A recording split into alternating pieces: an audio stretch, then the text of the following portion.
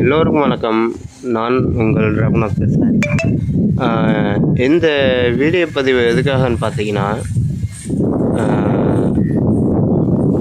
இப்போ அரிசி சாப்பிடக்கூடிய காகம், இது இல்லாமல் இன்னொரு காகம் இருக்குது.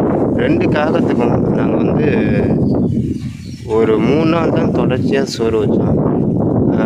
இது வந்து என்ன பண்ணுன்னா, டெய்லி வந்து உக்காந்துரும். கண்டிப்பாக சோறு வைக்கணும், இல்லைன்னா அரிசி வைக்கணும். ஏதாவது ஒன்று வச்சா மட்டும்தான் அது வந்து கிளம்பும். ஒரு பச்சை குழந்தை வந்து அம்மா வந்து எப்படி முதல் முறையாக வந்து சாப்பாடு கொடுத்துட்டு திரும்பி பசிக்கும் போது அழுகுமோ, அது போல் தான் இந்த காக்காவும் வந்து பசி வந்துருச்சுனாவே 2 காகமும் வந்துடும். வந்துட்டு என்ன பண்ணுன்னு கேட்டிங்கன்னா, கத்திக்கிட்டே இருக்கும்.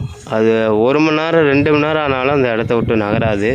நம்ம எப்போ அந்த ஒரு கை சோறு ஒரு கை அரிசி வைக்கிறோமோ, அப்போ தான் அது வந்து மனசார சாப்பிட்டுட்டு அந்த இடத்த விட்டு கிளம்பும்.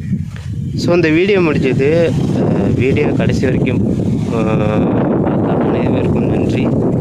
அடுத்த ஒரு வீடியோவில் சந்திக்கிறேன். நன்றி, வணக்கம், வாழ்க.